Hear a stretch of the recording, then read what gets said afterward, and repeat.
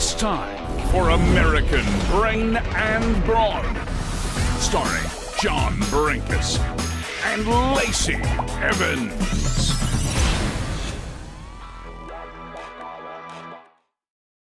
Boy, how? Oh! Freshly shaved. Look at this. Do you know the best thing about our opening animation is that I look super skinny in it. That's what I like about it. I mean, I was going to say that I'm in it, but, you know, whatever. All right, the second best thing about our opening animation is that I look skinny in it. There you go. That's what I think. So last week, Lacey, I know you have me on a short leash, and I know I done wrong. I know, and I have fessed up. And now listen, from every challenging situation, goodness emerges. Yeah. And out of this situation, you were looking for potential replacement hosts. Now, whether or not you replace me permanently is yet to be determined. But we met one of our listeners who is a rock star in life. Ozzie Martinez. Do you remember all about Ozzie? Yeah, who? Me? Of course I do. And now is your redemption, John, because not only is this motivator a veteran from the United States Marine Corps, he has a nonprofit organization to help those suffering from mental disorders, PTSD. He is a father. He is a overall motivator. And I have done a lot of research about this motivator, and you guys both have a lot in common that through connections can help even more people. So John, that tight leash may get a little longer if you freaking get your head out of your, Herbert, can you do beep? If you get your head out of your, waiting on you, Herbert, and actually. Herbert, why aren't you doing it yet? He doesn't have that at the ready. Well, that's all right. But what I'm saying is redemption, John. So let's introduce him and let's all start working together because this man is incredible. This veteran is incredible. And believe it or not, I don't know how I'm saying this without vomiting. He has something in common with you, John, that is even more empowering if you put them together. So with that being said, get ready to actually do your job and do good for the world. You nasty. Yeah, I will. I'm going to get ready to do my job. Anybody who has a question out there, drop it into one of the chat rooms. We'll be monitoring it. Without further ado, we want to bring on our amazing special guest. Ladies and gentlemen, it is Ozzie Martinez. Martinez. That's a little bit of reverb and echo for Lord, you. There you go. Boom. Look at that. We're all at the gun show. Yeah. Thank you so How much are you doing, Ozzie? I'm doing great. How are you all doing? Very good. Man. Welcome to the show. And thank you so much for coming back. I know last week, for all of you who was watching, I was kind of inviting fans on, those with backbones, which apparently there was only 2 of you nasties out there. But I'm so glad that this one did have a backbone because he came on. Me and John learned a lot about him, and we realized that, you know what, there might be not only some motivation and empowering, uplifting stuff that he could bring to the table for all of you out there who need it, but John can get his redemption back because as you guys will learn through listening to today, there's going to be a lot of empowering stuff. Mental health. It doesn't matter if you're a veteran. It doesn't matter what you're going through, what you've been through. This man has a couple keys a lot of you can use. And we actually have some ideas after we all 3 talk that we can actually go forward and further with what all 3 of us stand for. So if you guys are just tuning in, listen, because not only has our guest been through hell and back, he refuses to give up and is trying to help others help themselves. So Ozzie, me and John want to thank you so much for coming back out. Thank you so much, Thank Lacey. you. And first of all, thank you so much for your service and your dedication. And thanks so much for carrying that spirit of serving your country into life outside of the military. Tell us all about your backstory and how you founded your charity, because we were chatting before the show, and it is just an incredible, awe-inspiring story. Well, as Lacey knows, our motto is Semper Fidelis, meaning always faithful. And that doesn't end when you get out of the Marine Corps, just like my title, United States Marine, doesn't end when I get out of the Marine Corps. So as an NCO, you have that that trait in you that you want to take care of your Marines all the time, and you end up not taking care of yourself. Well, when I got out of the Marine Corps, that's what happened. I didn't take care of myself, and I ended up hitting rock bottom. I wasn't able to. I thought I could join the what I call the treadmill of life back down here in Miami, and it was honestly impossible. Miami is a fast-paced life. I had just come back from 2 combat tours in Iraq. 2004 Fallujah, if anybody knows, was the varsity of all varsity games, is like what we like to call it. And then 2005, I went back out again on the 13th MU, and both times I lost a significant amount of Marines in my unit. And when I came back, I didn't come back the same. I came back to Miami. Miami didn't understand me. I felt my family didn't understand me. My friends, my close friends that are now, still, one of them is still my friends for over 25 years now, but he had a hard time understanding me. And, I would look on social media trying to look for help from the individuals I served with, thinking, man, maybe they're in the same position I am. And I would just see how great their life is, what I call now Facebook. And I would just see how great their life is. And I 100% then felt I am alone. Nobody understands me. I can't offload these demons I have in my head. I mean, because it was 2:00 in the afternoon, and I would be on a day triggering me, or something had triggered me. And I would, down a bottle of Johnny Walker or of whiskey, and it was getting bad. And at the time, my wife had just had a baby. He was 6 months old. And honestly, she said, I can't do this anymore. I can't take care of our child and take care of another child, and she met me, and Right. even I left. So that's when my life turned, and I hit rock bottom. I started, abusing. I have a friend of mine named Jason Redmond. If anybody knows him, he's a 21-year retired Navy SEAL. He's my mentor. He's my brother. He was shot 7 times, to include the face, and he developed this mindset called the overcome mindset. And Jay was able to help me out a lot when it came to getting off the X, is what he calls it, right? And that's what I ended up learning afterwards. But I ended up, like I said, looking on Facebook. I couldn't find the help that I thought from the guys I served with until I went to a 10-year reunion. And when I went to this 10-year reunion, I was talking to some friends of ours that I had served with, and I finally brought up the question, and I was like, hey, does anybody here ever just want to, off themselves, And it got quiet around the fire pit. You could hear the fire cracking, and I asked it again. And when I asked, I was more specific, and I was like, does anybody here just ever just want to die or just end their life, man? And, one of them was like, hey, Martini, dude, I've tasted my barrel multiple times. And I say it to this day when I do public speaking. I felt like I had an elephant on my back and my chest. They both got up, and I took my first fresh breath of air. And I knew I wasn't alone. And that changed my life. I came back from that reunion. That was a 10-year reunion. So that was September 2014. My wife and I got back together in November of 2014. After going to therapy for like almost every week. We were going twice a week. And understanding what my breakthrough was, because I didn't understand why I felt so like I was fixed. I didn't feel alone anymore, and I felt like happy again. I wasn't in a dark place anymore. So finally, when I learned that it was the reunion that helped, I was back home in Miami, and I was like, how do I mimic a 1-week reunion? And fishing with my best friend, Todd, we're fishing every day, and I mean, it hits me one day, and we weren't catching any fish that day, and I was like, this is it. And he was like, what, you're on? And I was like, no, on the back of the boat. I could start an organization in the back of the boat, and we could take veterans fishing, and I could reunite them for 8 to 10 hours. It's not a week, but in 8 to 10 hours of us not going anywhere and being on the 30-foot boat together, we got to talk, or at least you're going to hear me talk. And he was like, yeah, I think you got a good idea. And I think, my sister-in-law, I texted her. I was like, this is an idea, because, she was helping me at the time.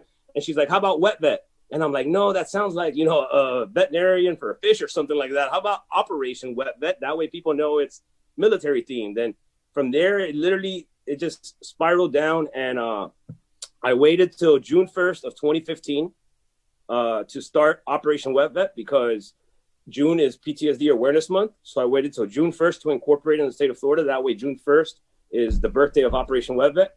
And since June 1st of 2015, it's been as I mean, it's mom and pop, it's myself and a few other volunteers. Nobody takes a salary. I am 100% disabled, so I live off my disability. I was blessed in life where my father-in-law, did purchase our home for us and gave it to us as a gift, where I don't have to, pay a mortgage like other individuals, and I could live off my disability very well. And why not pay it forward? And once I found out that, that I could take individuals fishing, and we're taking, two things are happening from it. They're leaving from there we do fire teams is what we do. So 4 or 5 individuals get chosen, preferably that have served together. And that way they can relate in every aspect of what they've witnessed, not somebody that had maybe not deployed or had not had as many combat missions, or somebody that has, that hadn't. So we want like-minded individuals to be able to leave from there with what we call battle buddies, that they could leave from there and call at any time. Because those people from that reunion, I'm a lot closer than the whole 200 that I served with. That's amazing. Lacey, I mean, here is, Ozzie is such a true patriot and just a courageous human being, taking something like PTSD and depression and feeling like you are at the lowest of lows. I can tell you, I mean, I don't know how many people in our audience have ever felt low like you felt, but I tell you, everybody has their own relative low. And sometimes that darkness is so black, it's a black hole. You can't see any light. And for you to be able to muscle your way through it, and not only come through it, but stronger than ever, and now giving back to other people, that, when I say that's the American spirit, that is, like you said, paying it forward, that's love. That is literally love. You had the love of the universe raining down on you, and you're giving it back to people who are in desperate need. I can't thank you enough for what you're doing. And Lacey, I'm a massive fan of scuba diving, spearfishing. We got to figure out a way that somehow I can get involved, or you can get involved, or we can get involved with this incredible new charity. When I found out his mission, go ahead, Ozzie. I think, John, if you get involved, this could be a lifesaver for you to possibly keep your position here, all right, and win some brownie points with Lacey. And I'm not trying to help you, to be honest, but obviously this is a hint. Exactly. Yeah. And I know Ozzie would be more than willing to be my co-host. But when I found out his mission and what he was doing, immediately I thought of you, John, because I do know your scuba diving, your training. And then I was thinking of me, I love fishing, and I'm a Southern girl from way back and probably can outfish all of you nasty things. So why not? Definitely we are going to plan some stuff, ways to help, ways that we could get this out there on a big platform as much as we possibly can, because Ozzie, what you do is incredible. And 2 things that you mentioned during that whole spew of you talking was, one, the fact that the fake book, I think you called it, it's not Facebook, it's fake book, because it is so not the case. You see, I don't know, have y'all ever seen that apple that looks perfect, but you could see its reflection in the mirror and it's half gone and eaten and bruised? Mm-hmm. That is life. Every one of us, you can go on Lacey Evans' social media right now and see my beautiful baby and my physique and my spray tan and my nails.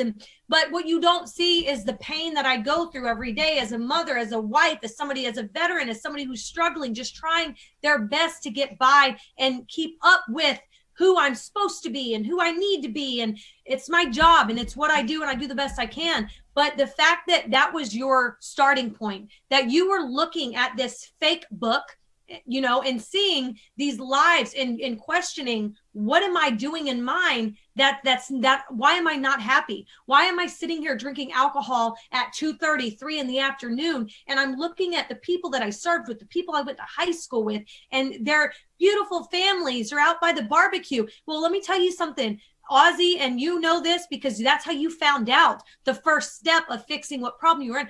It's fake. I'm not saying that barbecue is fake, but what it's portraying as just 100% happiness. Everybody is struggling and going through something at different rates in their life. And the fact that not only you realize, look, I'm holding a bottle at 2:30. I need to fix it. I need to do something. And then the second thing, Ozzie, that you did was spoke up. It is so hard to look at those fake book people, and some of them are strong and they're smiling and happy with their beers and collared shirts, and everything is just hunky-dory with their bonfire crackling, and here you are and what you said. Does anybody around me ever feel like they want to end it? And that uncomfortable, eerie feeling that they all must have had, but all it took was one other person going through hell to be like, you are not alone, for you to be like, you know what? I've known it all along. I've watched it. I've seen it, and I'm not alone. And all of a sudden, you are making such a big difference on millions of Americans' lives, soon to be millions, because we're going to get this out there. Like, this is life. And PTSD, Ozzie, you can agree to disagree. What is your opinion? It doesn't just stop with veterans. I mean, not just, and that's something as a veteran, I know that so many people assume that PTSD is a veteran mental disability. No, that's why I started my podcast, Post-Traumatic Survival. In my podcast, Post-Traumatic Survival, I started that when COVID kicked in because I knew people needed something to listen. Because what really got me, being 100% disabled, not having a job or anything, I'm 38 now. But I got retired from the VA or given the disability permanent and total in 2008. So 10 years ago when I was 28 years old. So more than that, actually, 26 years old. And it was gut-wrenching for me. All I did was sit at home. So sitting at home was my devastation because all I had to do was look on social media to see how other people were doing instead of keeping myself busy. And, you know, it was incredible what I felt the first couple weeks of COVID, because when everybody was at home, my family, and the depression started kicking in, I was like, I can't do this anymore. I went out, bought this microphone you see, which is a pretty expensive microphone, did my research, bought the right gear, and I started my podcast, Post-Traumatic Survival. And I have 19 episodes I've released since February 11th. And I've interviewed sex trafficking victims, a young lady that she was sex trafficked for 2 years, gave birth to a child that she doesn't know who the father is.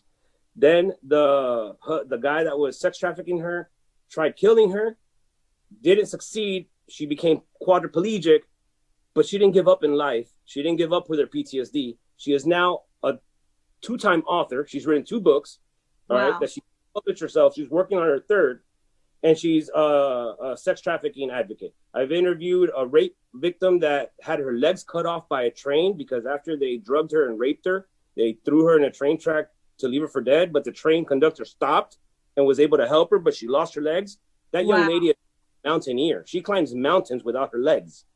So how are individuals doing this? And that's the purpose behind post-traumatic survival, is that we hit rock bottom with everybody, veterans, firefighters, police officers, regular individuals, moms, women that have hit rock bottom. And how is it that they've now turned their life up and are now publishers, directors, CEOs, whatever it is that they are? How are they doing it? Here is something that I want people to understand. First of all, we have to get this message out, because this obviously goes far beyond just veterans. You know, give us a thumbs up, give us a like on Facebook, YouTube. Make sure that this message gets out.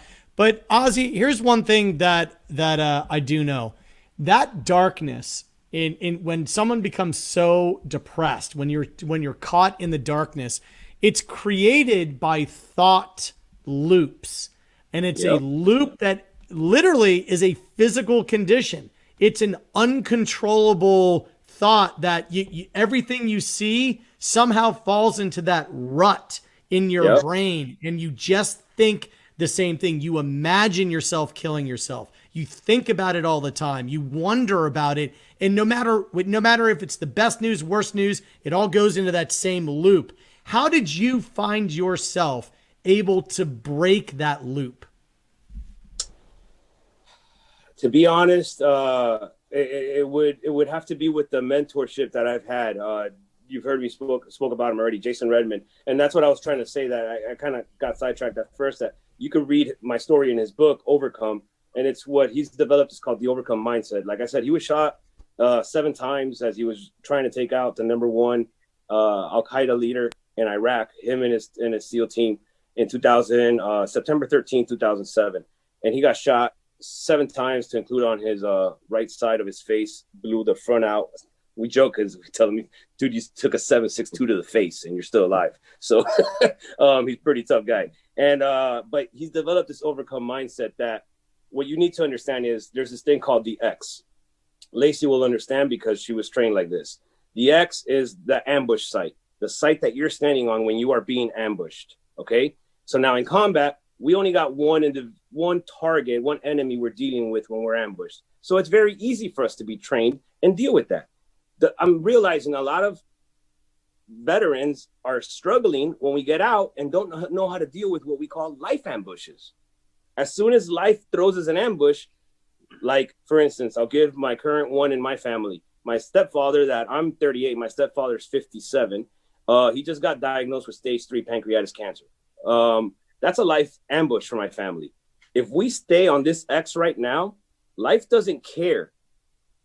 Life isn't like combat. Life doesn't care that you're standing on one X. It's going to throw another X your way and another X your way and another X, another life ambush and life ambush. And it could be now my wife will get sick or my dog will die. And like, how am I dealing with all of this now? It starts feeling like you're drowning and drowning and drowning. Well, the overcome mindset, what it does is it develops you. It makes you get off the X. That is our motto, to get off the X. Okay. And there's like little things that we do. I'm trying to look up the graphic for you right now here.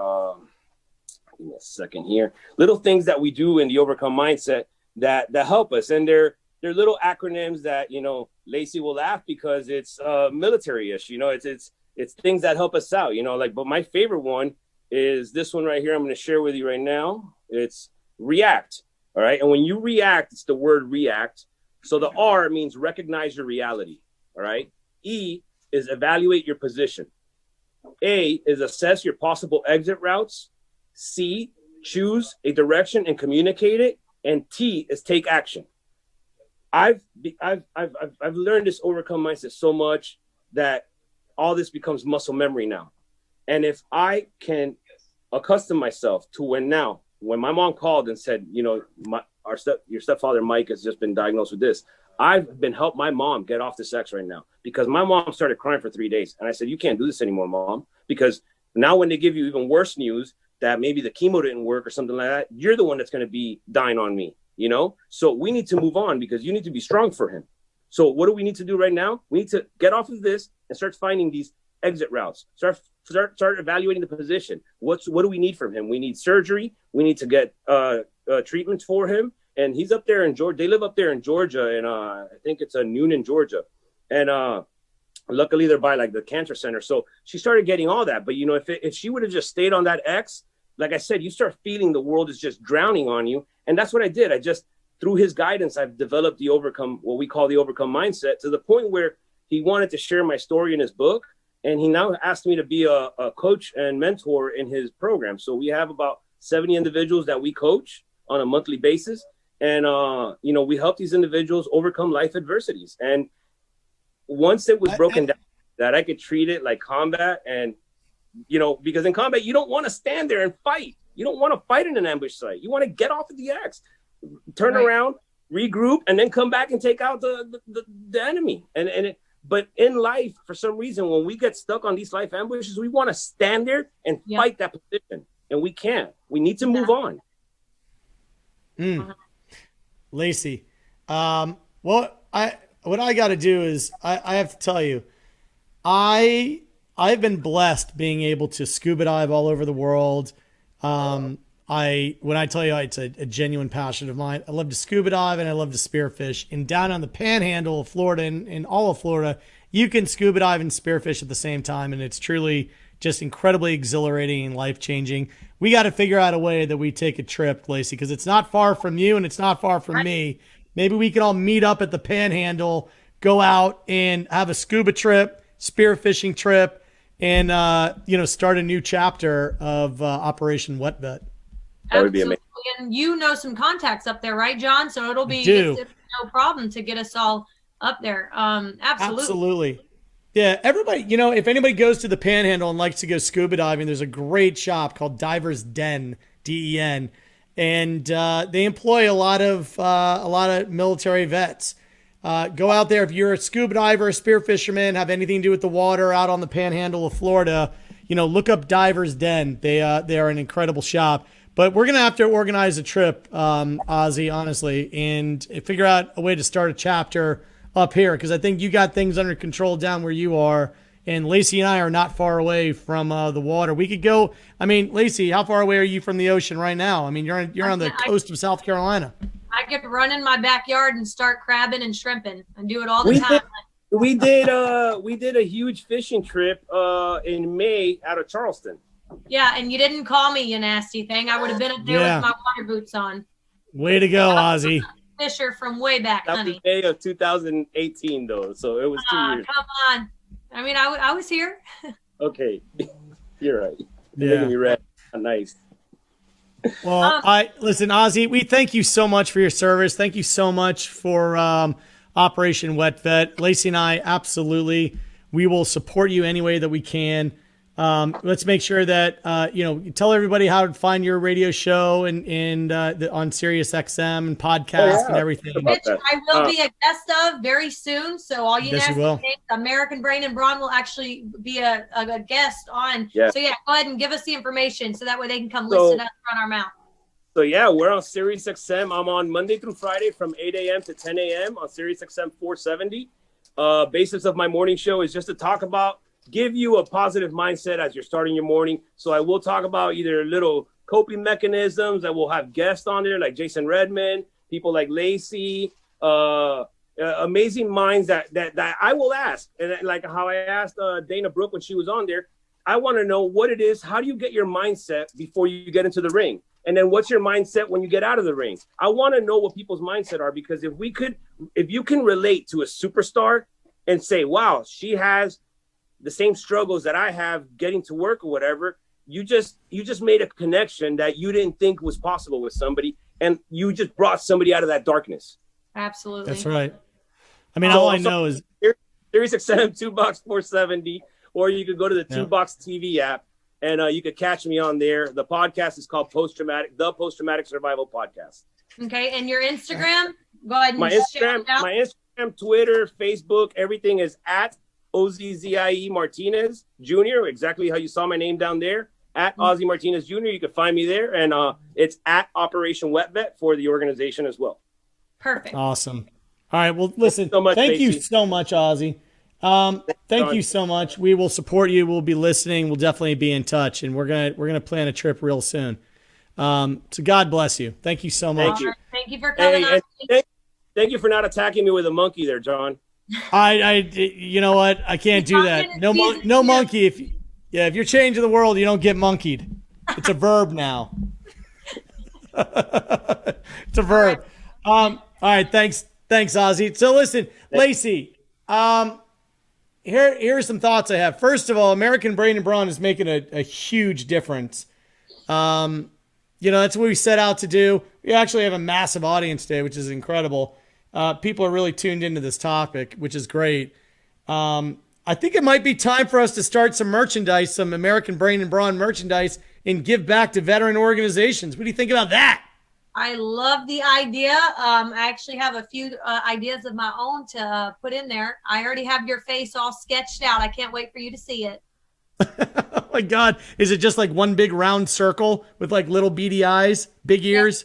And a comb over and, with a beach scene behind it. You still have that same damn green screen, John.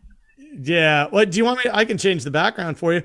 One thing that was interesting is Ozzie was talking about, he was just talking about, how much time it takes to get through the darkness and to persevere through that. I'll tell you, when you have somebody like him leading the way, it takes a lot less time. Absolutely. And another thing too is like he was naming some incredible people that he has on his podcast, on his shows. And he also mentioned moms and just you don't have to get hit by a train for you to be going through a problem. Everybody's brain is different. And how people react to things are different. Yeah. What may rock you and make your whole day just unbearable, it could potentially not affect somebody else. So you are not to be judged on how you react to life's tough situations, or because what may affect me terribly may not bother you. Everybody's brain is different. But at the end of the day, like Ozzie was saying, there is so much that we could do within ourselves to pick ourselves up. I don't care how bad it knocks you down. I don't care how small the issue was that rocked you.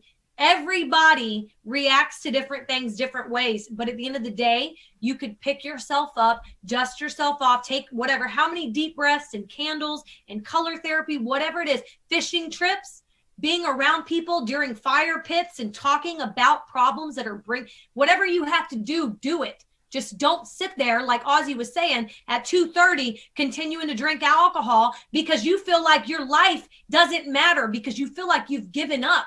Don't get to that point. Get off a fake book. Start communicating with others that are good.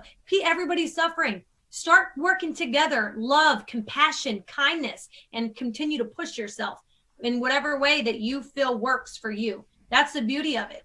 Everybody's going through something. Just don't give up. Yeah, absolutely. The idea that everybody's going through something, I find myself, I'm the elder statesman of the two of us. And the older that I get, the more empathetic I become.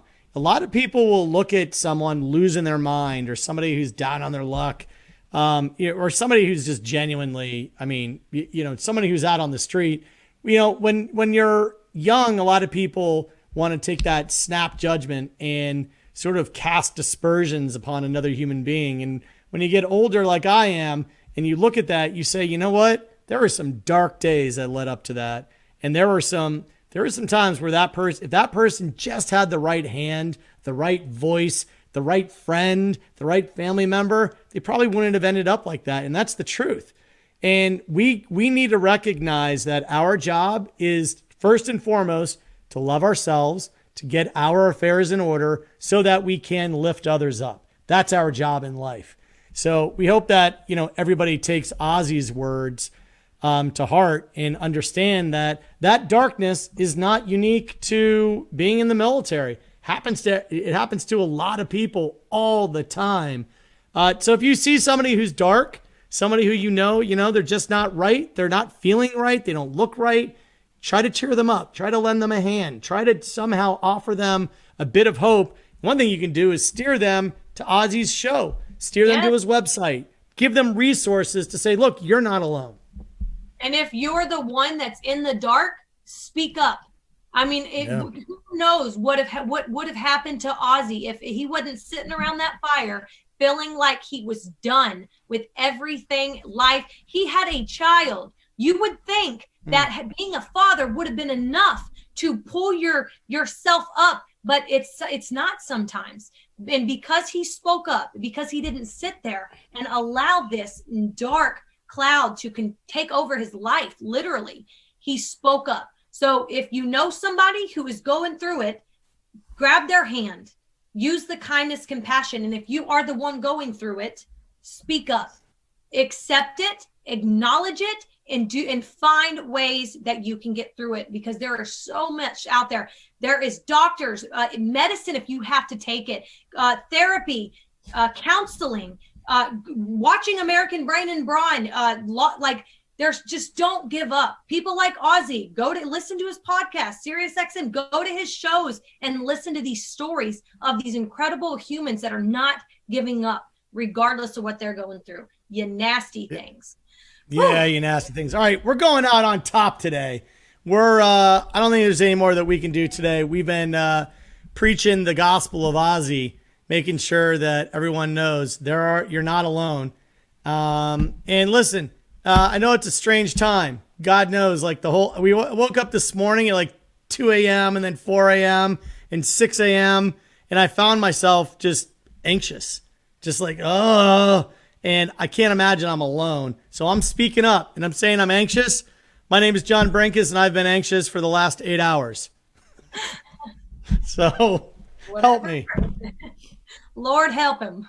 Keep your head up, John. All right. God bless everyone. We will see you next week. Bye, you nasties.